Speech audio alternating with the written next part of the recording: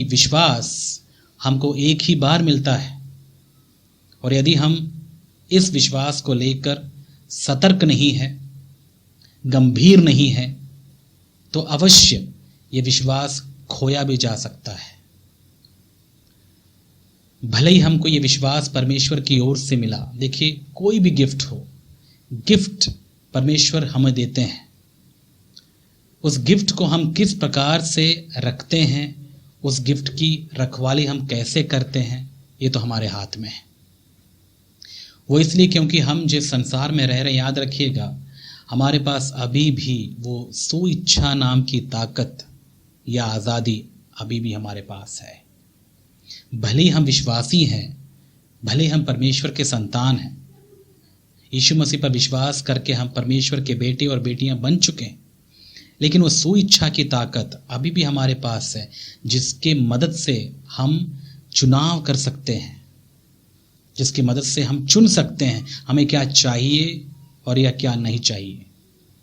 और इसी वजह से परमेश्वर भी इस आज़ादी पर हस्तक्षेप नहीं करते, वो कभी इंटरफियर नहीं करते, जबकि हमको पूरी आज़ादी देते हैं कि हम उनके वचनों को माने या उनके वचनों को हम ना माने। यही फर्क है परमेश्वर की आत्मा में और शैतान की आत्मा में। शैतान की आत्मा हमें चीज़ें ज़बरदस्ती करवाती है। आप ना चाहते हुए भी शैतान आप में होकर या फिर आपको प्रभावित करके वो चीज़ें ज़बरदस्ती करवाता है। लेकिन जब एक व्यक्ति पवित्र आत्मा से भर जाता है, वो व्यक्ति पवित्र आत्मा से भरने के बाद भी उस व्यक्ति में ये सुइच्छा की जो ताकत है, जो आज़ादी है, वो बनी रहती है। अब वो उसके हाथ में होता है कि क्या वो परमेश्वर को उसके जीवन के द्वारा या उसके जीवन में काम करने की अनुमति दे, या फिर ये उसका चुनाव होता है कि वो चीज़ों को अब अपनी मर्जी से करे। ये आज़ादी जिंदगी भर यानी मरते दम तक इस संसार में हमारे साथ रहेगा। इसीलिए हमारी सबसे बड़ी जिम्मेदारी है मेरे प्यारे भाई और बहन कि हम चुनते क्या हैं, हमारा चॉइस कैसा है। क्या हम परमेश्वर की इच्छा को चुनते हैं या फिर हम अपनी इच्छा को ही चुनते हैं। यही तो एक संघर्ष है जो हमको पूरे जीवन पर्यंत हमें इसको झेलते रहना है और यहीं पर हमको ये साबित करना है कि हम कितना प्रभु पर विश्वास करते हैं या कितने प्रभु के अच्छे शिष्य हैं। मैं यही कहना चाहता हूं कि ये सुइच्छा क्योंकि परमेश्वर ने हमें दी है, हमें बहुत ही सावधानी से इस सुइच्छा का इस्तेमाल प्रभु की महिमा के लिए करना है और उन चीज़ों को चुनना है जो परमेश्वर की दृष्टि में सही है या परमेश्वर की इच्छा को चुनना है। और यही फर्क है परमेश्वर की आत्मा में भरने का और कोई दुष्ट आत्मा से यदि जब भर जाता है उनमें। दुष्ट आत्मा से ग्रसित व्यक्ति कभी भी अपनी मर्जी नहीं चला सकता, उस पर दबाव पड़ता है, दुष्ट आत्मा उस पर कंट्रोल करता है, नियंत्रण करता है। लेकिन प्रभु से या प्रभु की आत्मा से भरने वाला व्यक्ति कभी पवित्र आत्मा की जोर को महसूस नहीं करता।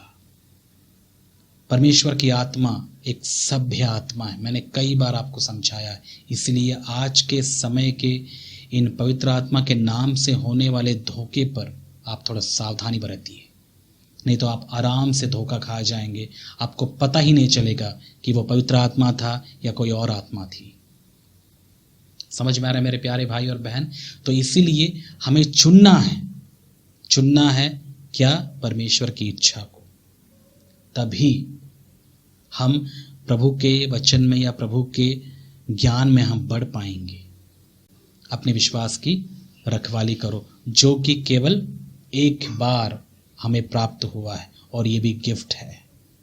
और गिफ्ट होने की वजह से, जैसे मैंने कहा, इसे सुरक्षित रखने की जिम्मेदारी अब आपकी और मेरी है, क्योंकि हमें सुइच्छा की ताकत दी गई है। चुनाव हमें करना है। प्रभु ने तो हमको विश्वास दे दिया। अब विश्वास को यदि बढ़ाना है तो हमें डेली, लगातार, प्रतिदिन हमें चुनना है कि परमेश्वर इस विश्वास का जो भोजन है या फिर इस विश्वास में मुझे यदि बढ़ना है तो मुझे आपके वचन को चुनना है, आपके वचन को सुनना है। और कई लोग वचन को सुनना नहीं चाहते। देखिए, चाहत वो फिर भी हमारे अंदर ही है। आप यदि नहीं चाहते हो तो आप कैसे विश्वास में बढ़ेंगे? और कोई संदेह नहीं है क्यों कई लोग अपने विश्वास में मजबूत नहीं होते। क्यों?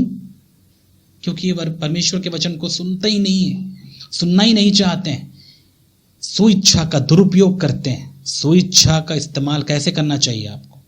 सुइच्छा के द्वारा आपको चुनना है कि मैं परमेश्वर के वचन को लगातार सुनूंगा, परमेश्वर के वचन को पढ़ूंगा, उसके वचन को समझूंगा, तब मैं विश्वास में बढ़ूंगा। चुनाव।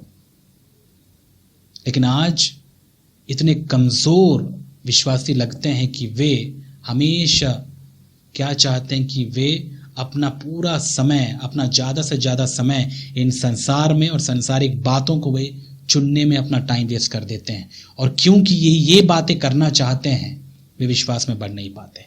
जितना संसार की बातें आप सुनेंगे, उस पर गौर करेंगे मेरे प्यारे भाई और बहन, आप उतना विश्वास में घट जाएंगे।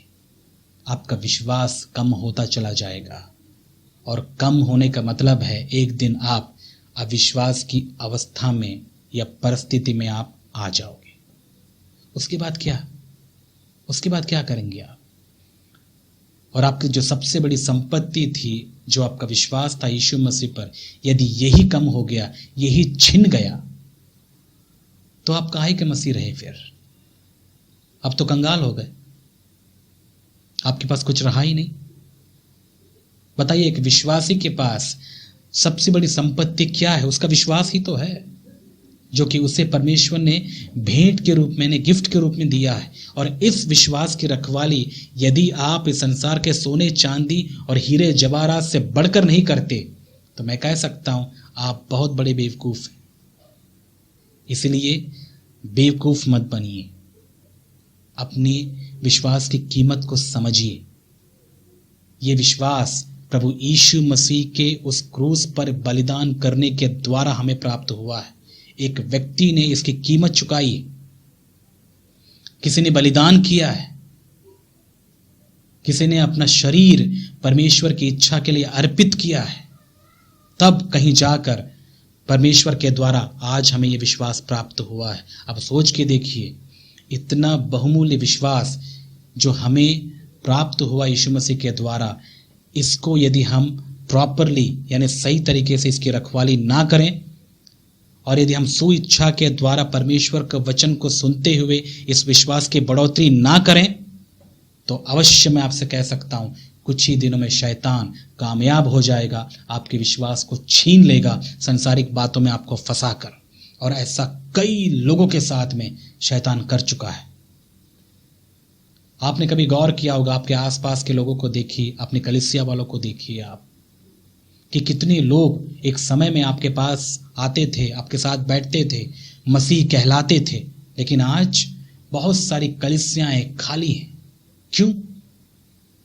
क्योंकि लोग संसार को चुन लिए, सांसारिक बातों को वे लोग चुन लिए। अपनी सुइच्छा की ताकत से वे सांसारिक बातों में ही फंस कर रह गए, और इसलिए उनका विश्वास कम हो गया और आज वे विश्वास में नहीं है। आज वे बुरी तरीके से अविश्वासियों से भी बदतर हो गए हैं, बदतर जीवन बिता रहे हैं। ये भी कोई जिंदगी है? क्यों हुआ ऐसा? क्यों हुआ? वे सावधान नहीं थे अपने विश्वास के प्रति, वे लोग सावधान नहीं थे। उनको लगा चलो यीशु मसीह पर तो विश्वास कर लिए, कोई बात नहीं, अब तो हम रिलैक्स हो गए। इसलिए मैंने पहले भी आपको कहा है, ऐसे रिलैक्स करने वाले बहुत सारे प्रचारक हैं जो आपको रिलैक्स करने की कोशिश करेंगे, जो कहेंगे मिल गया आपको उद्धार, मिल गई आपको चंगाई, अब आपको टेंशन लेने की कोई जरूरत नहीं है, प्रभु ने अनुग्रह से आपको बचा लिया। ठीक है, क्या ये बात गलत है? बिल्कुल सही है। परमेश्वर ने अपने अनुग्रह से आपको और मुझे बचाया। फिर इन बातों का क्या जो यहूदा के पत्र में लिखा है, क्या ये बातें क्या लागू नहीं करती? क्या ये बातें परमेश्वर के वचन का हिस्सा नहीं है? क्या परमेश्वर ने हम अनुग्रह से बचा लिया, यही बातें सच है, फिर ये बातें क्या झूठ हैं?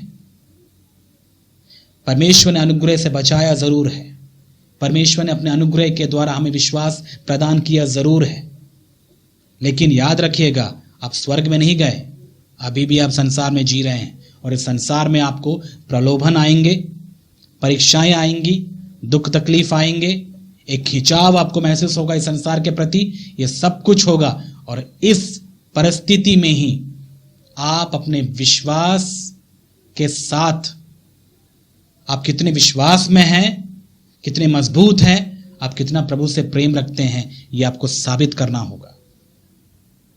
क्योंकि आप संसार में हैं और संसार के प्रलोभन में यदि आप फंस गए, संसार के बातों में यदि आप फंस गए और शैतान की पूरी नजर आपके इसी विश्वास पर ही है और वो कभी ना कभी इस विश्वास को छीनने की ताक में है। और यदि आप सावधान नहीं हैं, याद रखिएगा, शैतान सफल हो सकता है। कई हद तक वो सफल हो चुका, कई विश्वासी को वो अपने तरफ खींच चुका, संसार में उसने फंसा दिया और कई लोगों के विश्वास को उसने बर्बाद कर दिया। इसीलिए कई लोग हमारे चर्च में आते थे जो अब नहीं आते। क्यों? क्योंकि वे विश्वास से भटक गए। अब वो चले गए संसार में, अब उनका आना बहुत ही मुश्किल है। प्रभु की दया हुई तो वे आ सकते हैं, लेकिन आना बहुत ही मुश्किल है। इसलिए मेरे प्यारे भाई और बहन, मैं आपसे विनती करता हूं, आप ऐसी परिस्थिति में ना पड़ें। इसलिए अपने विश्वास में मजबूत रहिए, अपने विश्वास की रखवाली करिए, जैसे ये संसार के लोग अपने धन संपत्ति की रखवाली करते हैं। उससे बढ़कर हमें अपने विश्वास की रखवाली करना है।